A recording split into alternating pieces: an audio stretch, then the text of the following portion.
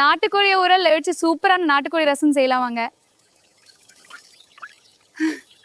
முதல்ல நம்ம தோட்டத்திலேயே ஒரு நல்ல வெடக்கோழியா பிடிச்சு சுத்தம் செஞ்சு எடுத்துக்கலாம்.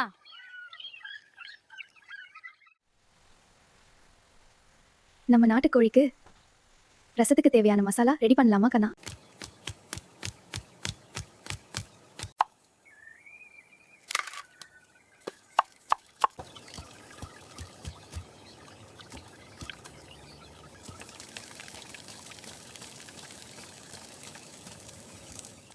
நாட்டுக்கோழிய உரல்ல போட்டு நல்லா இடிச்சு எடுத்துக்கலாம்.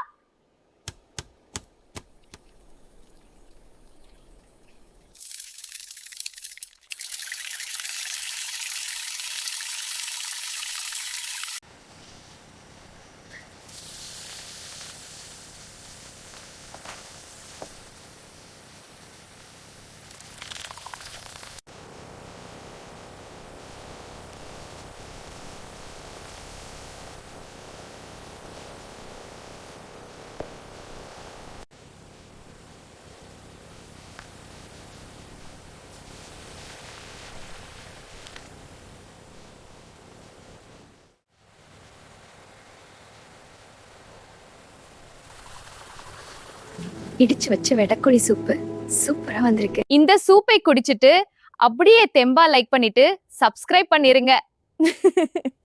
இந்த வீடியோ உங்களுக்கு பிடிச்சிருக்கும் நம்புகிறேன். தேங்க்யூ.